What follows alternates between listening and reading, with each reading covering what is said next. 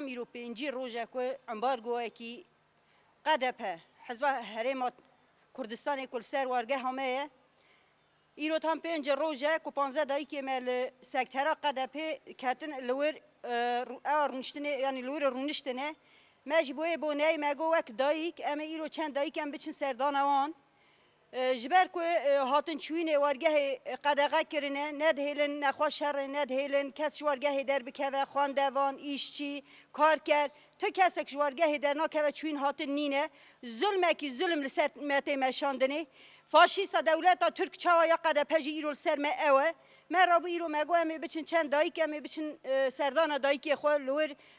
رونشتنه ام چون سکترا قده پی لور براستی جی دمه که هویتیا آنها مل پیش شاوی خودید وحشت آنها که مل پیش شاوی خودید لهمبری وان دایکی اختیار که چا دولت ترکیه دایکی مل بر در حبسات عرضه را پر راندگرتن دخشکاندن عرضه را ایرو پیشمرگی قدپه مسئول قدپه نکو پیشمرگی نورمال بون مسئول قدپه مزن که هاتن دور ایرشی مکرن نه هیلان یک گوتنج دوی مدر بکوه ذات نه انسانتی بوان راهیه نه مروف شرم دکه به او کردن gerçekten لور من شرم کرد که زمان وان کردی که او نیسکاتیش بو مکرن لور چاوا خو گیهاند نمدا ایرش کرن به پور من گرتن از عرضه را خشکاندم از آویتم دایی کاویت نناوان پوش و پلاش و کورادا بلکه جی حوال برن هاجی برای خو بدنه چاپ منیه دا که هویتیا قده پر سر ما چیل سر وارگهی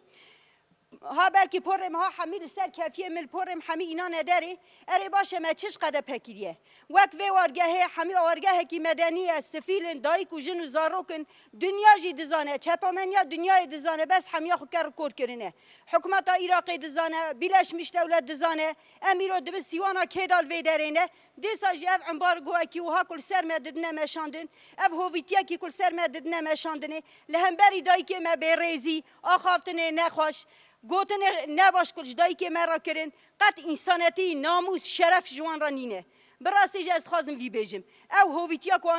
آنها بریا نیف ساعتی کل همبری ما پیکانین که براستی جی وکی او ید میجی مدا خو بنویسینه که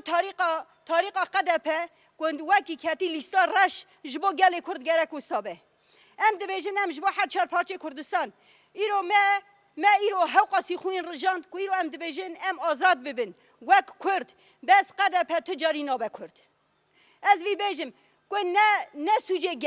گله باشورم تشتک نابیجن بس مسئولیت قده پر ایرو مسئول وان به دست دولت ترکیه به ذهنیت دولت ترکیه دولت ترک جوان را چه تعلیمات دوی پکتینن از خازم وی بیجم که برا دنیا جی بزانه وک دایی که گرتنا پر مد عرضه را از وان شرمزار دکم که آنها